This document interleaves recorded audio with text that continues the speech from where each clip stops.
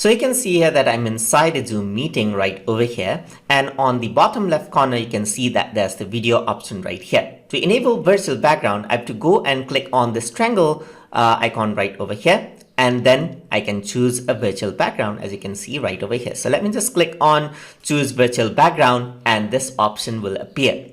So there are some default backgrounds that you can choose. So you can click something like this right over here, and you can see that I'm somewhere else now. So it's like it's recognizing my face. The software is recognizing my face and body, and then excluding everything else out right there. So I can go on space right here, and I can choose like a video as well, as you can see as well. So just like that, you can choose video clips as well, and so forth. And there you go. So there are the virtual backgrounds that I can choose. You can also choose your own virtual background by clicking on this one. Like you can click on add image and video. So you can click on add image right over here, and then choose your own image and video over here as well. So let me just go over here and going to my pictures. Let's say I'm going to add in the sunset picture right over here. So you can see that I have added in my own picture right over here.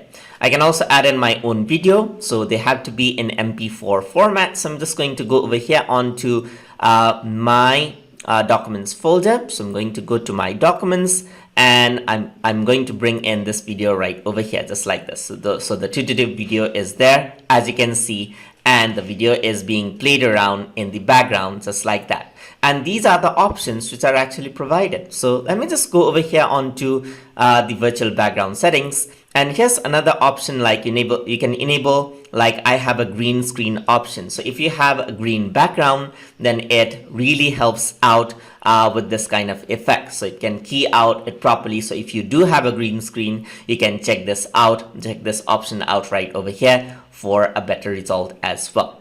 So let me just end the meeting right over here. I'm going to click end the meeting for all. And from over here, you can see that there's the settings, and you can come towards the virtual background settings even before the meeting starts right over here, and then work around with this according to what you want. So let's say, for example, you want like this as a background, and once you join in the meeting, this will come into play just like that. So I'm just going to press none, just like this, and leave it as it is. So that is how you utilize virtual backgrounds inside of Zoom meeting. So hope you guys learned something as always, and as always, please like, comment, share, and subscribe.